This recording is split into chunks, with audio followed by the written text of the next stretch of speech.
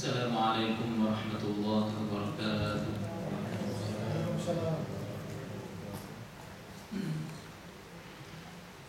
Bismillahirrahmanirrahim. Alhamdulillah wassalatu wassalamu ala Rasulillah Muhammad ibn Abdullah wa ala alihi wa sahbihi wa mawalah. La hawla wa la quwwata illa billah. Amma ba'da. Ayyuhal ikhwah wal akhwat fillah rahimakumullah. Melanjutkan kajian kita yang membahas tentang jiwa yang hidup itu hanya dengan Al-Quranul Karim. Rasulullah sallallahu alaihi wasallam telah memberikan contoh gambaran jiwa yang hidup seperti yang telah dicontohkan oleh Rasulullah sallallahu alaihi wasallam ketika beliau berada di 10 akhir bulan Ramadan, yaitu masa-masa atau waktu di mana kebanyakan orang pada waktu itu merasa lelah, merasa capek karena masa yang begitu lama telah dilalui, berpuasa, qiyamul lail. Rasulullah sallallahu alaihi wasallam menyontohkan jiwa yang hidup adalah seperti yang digambarkan oleh Sayyidah Aisyah radhiyallahu anha dalam sebuah hadis. Kana Rasulullah sallallahu alaihi wasallam, adalah Rasulullah sallallahu alaihi wasallam, idza dakhala al-ashr al-awakhir, idza dakhala al-ashr al-awakhir, apabila sudah masuk di 10 akhir bulan Ramadan, beliau ahyal lail, menghidupkan malam untuk beribadah kepada Allah Subhanahu wa taala. Di malam 10 akhir bulan Ramadan, Rasulullah sallallahu alaihi wasallam justru malah menghidupkan malam-malamnya dengan kegiatan beribadah kepada Allah Subhanahu wa taala. Pada saat tentunya banyak orang yang apabila pada akhir-akhir Ramadan disibukkan dengan belanja, disibukkan dengan bikin jajan, disibukkan dengan persiapan hari raya, sehingga tarawehnya pun juga semakin berkurang di masjid.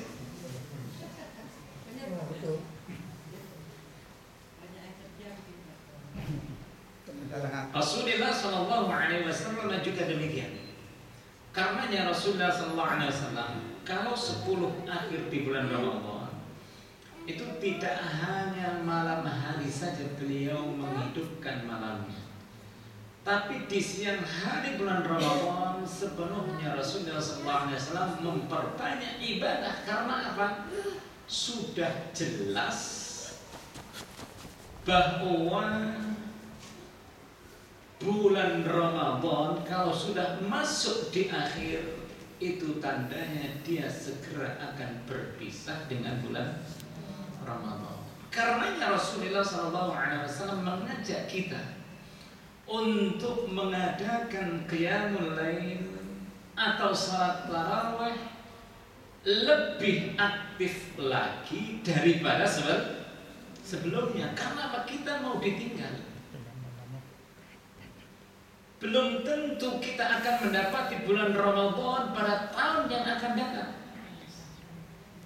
Karena bulan Ramadan adalah bulan yang penuh dengan keberkahan, bulan yang penuh kebaikan. Kata Rasulullah, man hurima khairaha faqad hurim, kata Rasulullah.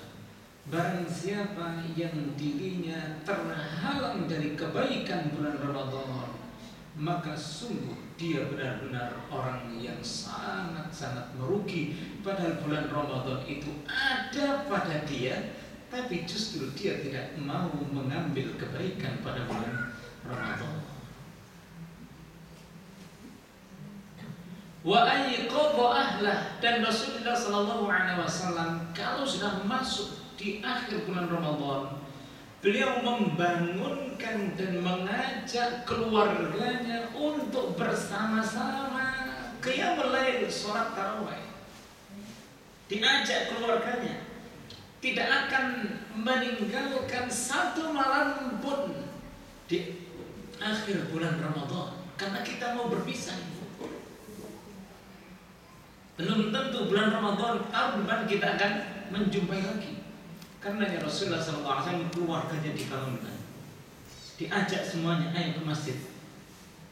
Kita pun juga semestinya mengikuti jejak yang telah dicontohkan oleh Rasulullah SAW. Wajib, dan Rasulullah SAW sangat serius, bersungguh-sungguh, lebih aktif, lebih akas untuk menghidupkan 10 malam akhir di bulan Ramadan daripada hari-hari sebelumnya. Wasyadda mi'zar, dan Rasulullah SAW menguatkan tali ikat pinggangnya sebagai isyarat bahwa Rasulullah SAW 10 hari akhir bulan Ramadan tidak mengumpuli istrinya. Perai dibek. Tidak boleh, tapi ini setelahnya dia. Perai dibek nanti setelah hari raya baru dikodok nanti.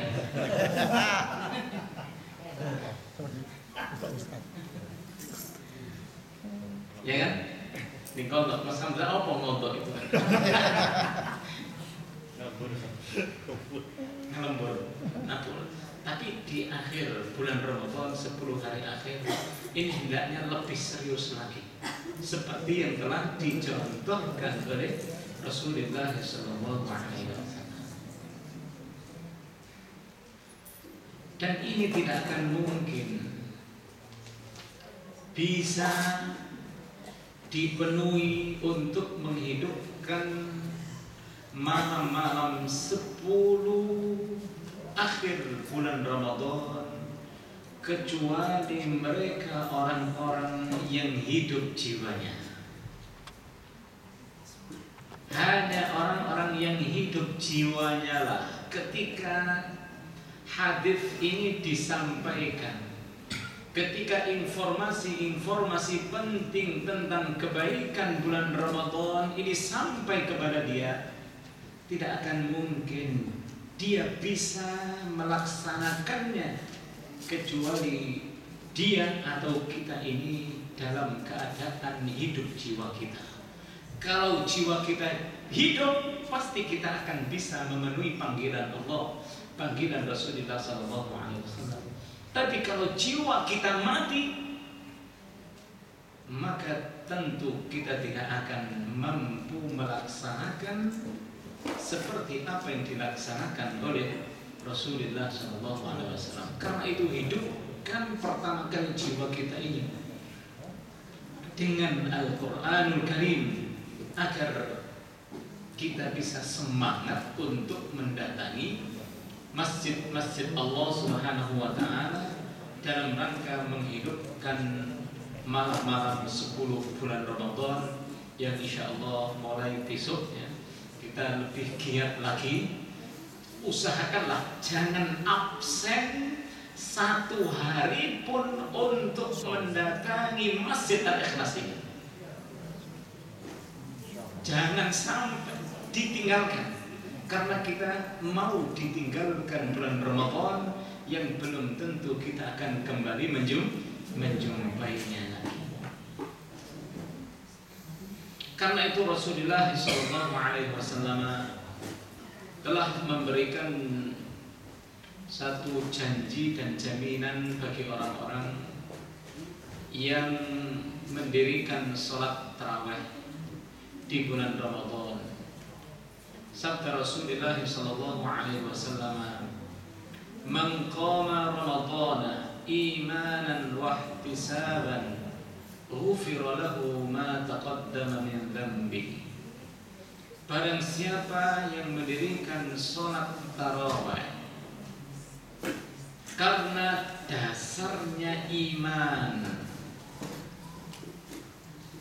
wahtisaban, dan karena dasarnya dia ingin mencari ridha Allah Subhanahu wa taala, tidak semata-mata karena urusan yang lain, bukan semata-mata karena tujuan duniawi, tapi dia mau mendatangi sholat tarawih untuk mencari ridha Allah Subhanahu wa taala, maka Allah akan memberikan jaminan ghufira lahu ma taqaddama min dhanbi, maka dosa-dosa yang sebelumnya dari kecil sampai saat ini yang pernah ia lakukan akan dihapus oleh Allah Subhanahu wa taala, sehingga menjadi bersih, ya kan, suci, sehingga dia akan masuk ke dalam surga Allah Subhanahu wa taala, tidak akan mencicipi api neraka, tidak akan.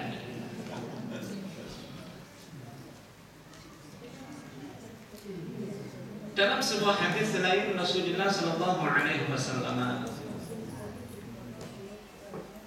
pernah bersabda,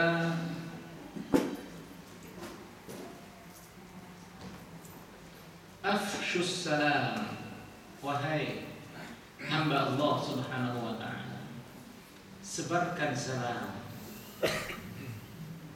sebarkan salam, sebarkan assalamualaikum, atau sebarkan rasa aman, keselamatan kepada orang-orang yang ada di sekitar kami."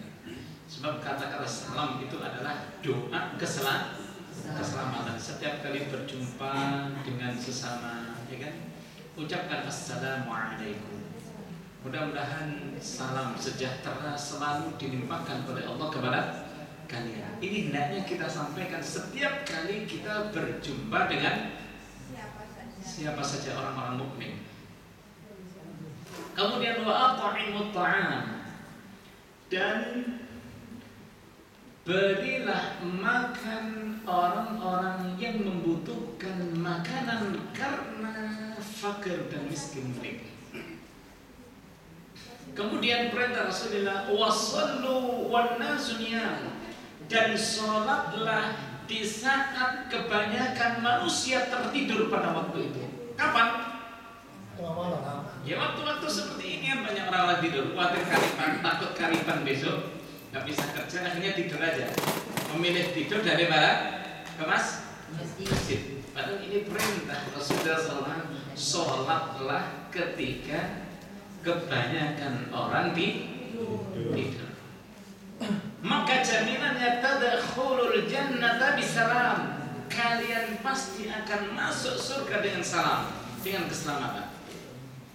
Dengan salam artinya kalian masuk surga disambut oleh malaikat-malaikat Allah dengan salamun alaikum bima sabartum, salam sejahtera untuk kalian, silahkan masuk ke dalam surga, disambut oleh malaikat bima sabartum, disebabkan karena sabar kalian melawan rasa ngantuk, disebabkan sabar kalian mau qiyamul lail, sholat malam di saat banyak orang tidur. Jadi inilah keistimewaan sholat qiyamul lail, sholat tarawih, sholat tahajud yang kita lakukan. Jangan jadikan sholat tarawih itu sebagai sampingan. Artinya sebagai sampingan itu kalau cuti Sabtu Minggu datang, kalau nggak Sabtu Minggu nggak datang, ya. Mau datangnya kan karena mau cuti, Karena kalau cuti subuh kan bisa amblas, subuh ini bisa jam 9, jam 7 itu.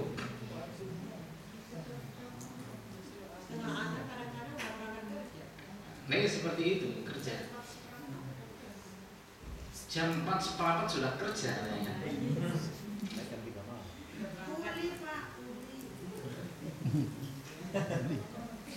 Orang mukmin itu sebenarnya ya, tidak takut dengan ngantuk.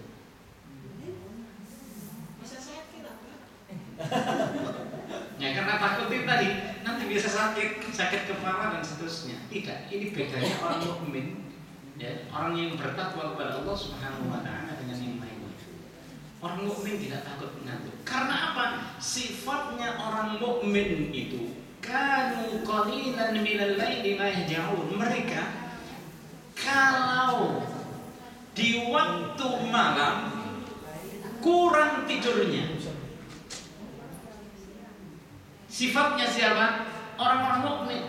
Lo nanti kalau ngantuk nggak bisa bekerja dan seterusnya. Orang mukmin itu sebenarnya cukup tidurnya dengan gini aja cukup. Tidak harus mapan pakai selimut. Tidak. Inilah bedanya, kita harus tahu itu. Lah kita gara-gara sakit kepala, ya kan? Karena karifan tidak tidur malam atau kurang tidur malam itu karena kepikiran kita, bukan karena tidurnya.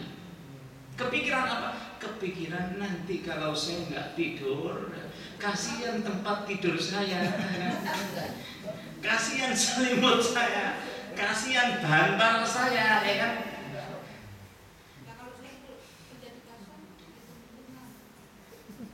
Seperti itu. Loh, sifatnya orang muttaqin, orang yang bertakwa jelas kok dalam Al-Quran itu. Mereka kalau malam hari sedikit tidurnya. Silahkan dilihat surah Al-Zariyat. Siang tidur, Pak. Ya, siang tidur.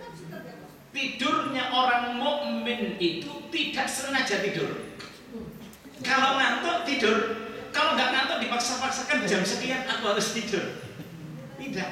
Tidurnya orang yang bertakwa adalah kalau ngantuk tidur.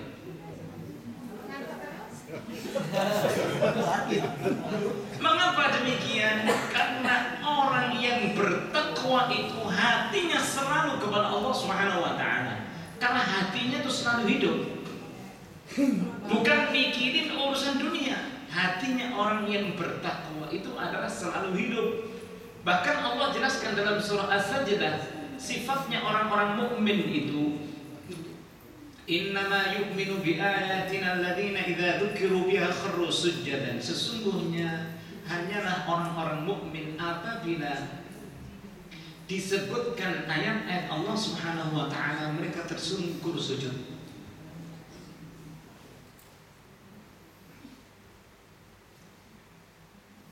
Sedangkan mereka bukanlah orang-orang yang takabur dan sombong. Tatajafa junubuhum 'anil madaji'. Lambung mereka jauh dari tempat tidurnya. Maksudnya hatinya ini tidak kumandel, tidak terlalu terbayang-bayang dengan tempat tidur.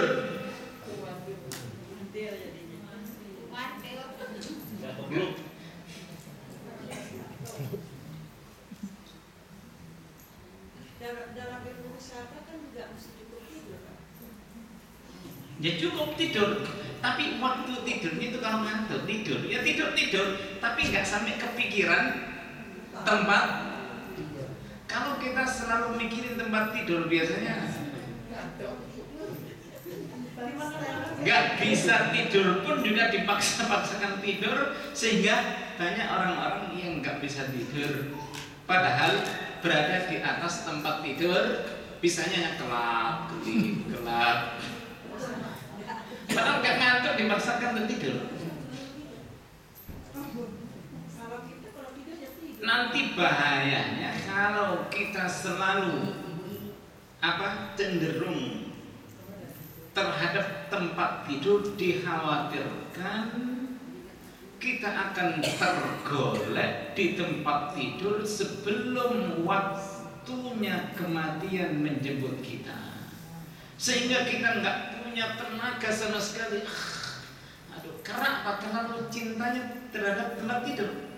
Ketika Allah Subhanahu wa taala menuruti kemauan dan kecintaan kita terhadap tempat tidur, sehingga kita tidak dimatikan kecuali sampai bertahun-tahun berada di tempat tidur. Yang repot siapa? Keluarganya.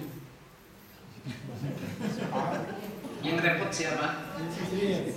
Istrinya, anaknya. Iya, kalau istri dan anaknya, suaminya masih setia. Kalau enggak,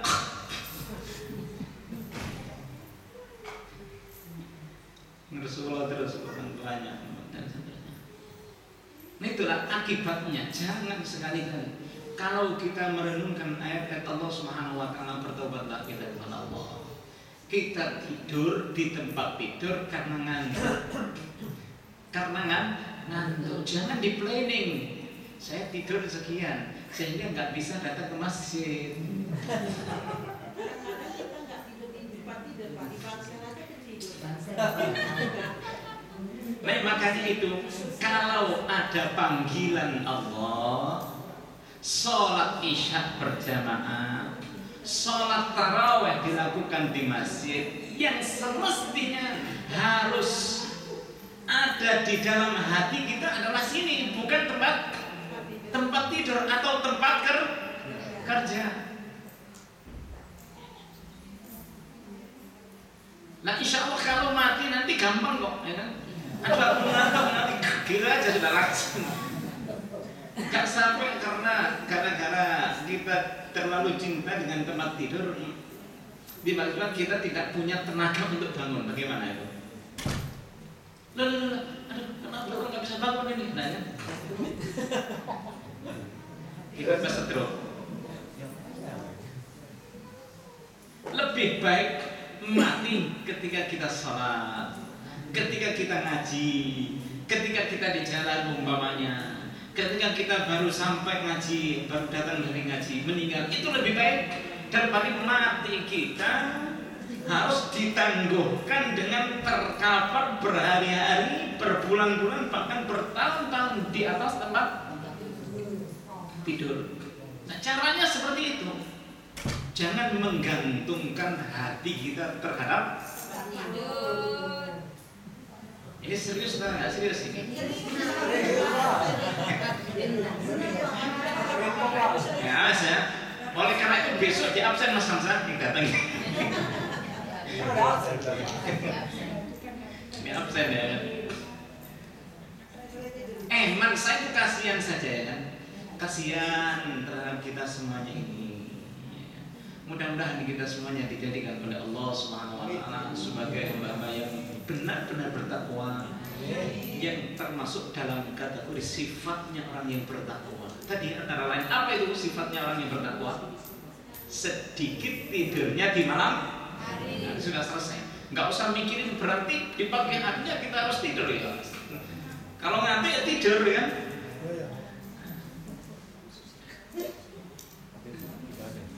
Gimana?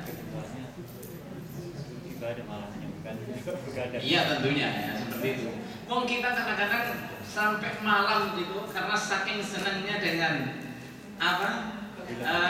bola, ya kan? Sampai direwangi melek nggak tidur.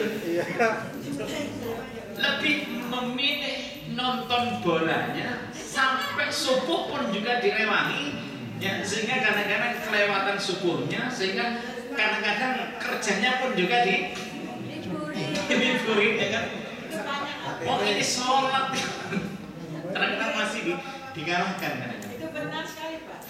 Benar sekali. Nah iya, itulah utamakanlah ini ya. Nah, yad'una rabbahum khaufan wa tama'an. Mereka orang-orang mukmin yang bertakwa itu meminta kepada Allah, berdoa kepada Allah karena khaufan, takut, wa tama'an, dan penuh harapan. Itu hatinya takutnya hanya kepada Allah, bukan takutnya kepada yang lainnya. Wa tama'an, dan penuh harapan. Karenanya tidurnya itu secukupnya, sebagaimana makannya orang mukmin pun juga secukupnya. Alhamdulillah. Ini Kira-kira berapa jam? 8 jam ya, Pak? 12 jam, 8 jam. Kalau sudah bau tanah, terutama mbah-mbah kita ini, kan sudah bau tanah kan, ya jangan terlalu banyak mikirin tidur. Sudah bau tanah kita.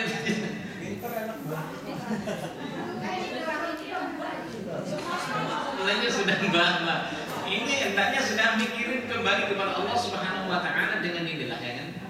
Kalau kemarin sudah saya bacakan jam 12 kemarin, cirinya orang-orang yang bertakwa itu ya, menjadi orang yang taubat kepada Allah ya kan.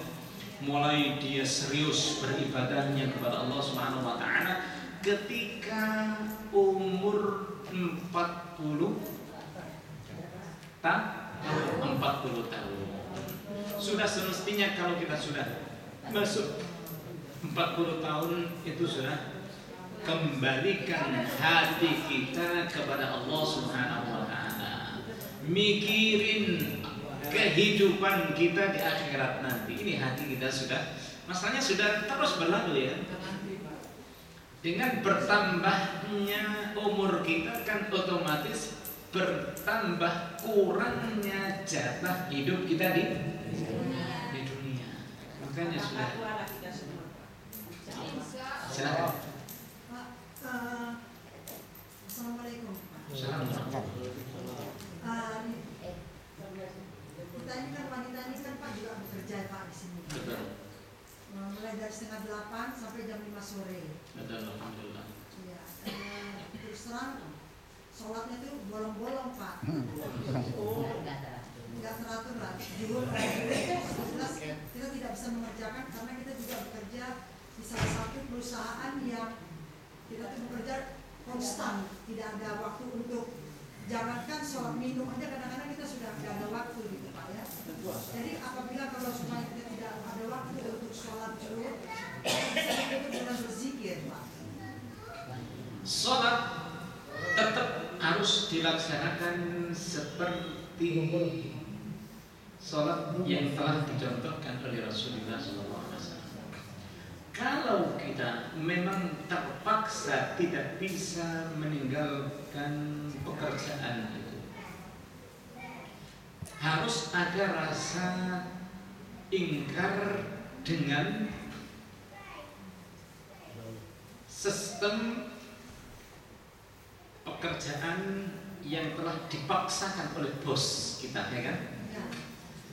Sehingga dengan adanya rasa ingkar itu satu saat akan mengubah keadaan yang tadinya kita menjadi anak buah, satu saat mudah-mudahan kita akan berusaha menjadi bos. Ini harapannya. Kalau tidak bisa, maka di sana ada hukum sholat yang disebut dengan jamak. Jamak ini diperbolehkan ketika memang tidak ada waktu sama sekali untuk kita mendirikan sholat pada waktu itu. Sholat duhur tidak bisa karena bos yang melarang kita sholat, tidak memberikan waktu kepada kita untuk sholat, maka di sana ada jamak.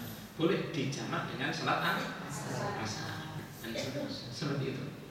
Nah, tetap sistem sholatnya ya harus seperti ini, seperti biasa. Ya, tentunya ini tidak lama. Ini karena kezaliman siapa? Manusia-manusia yang zalim, manusia-manusia yang kafir yang tidak mengenal Allah Subhanahu wa taala. Jadi terpaksa kita mengambil rukhsah seperti yang telah diberikan oleh Rasulullah SAW ketika kita dalam keadaan sulit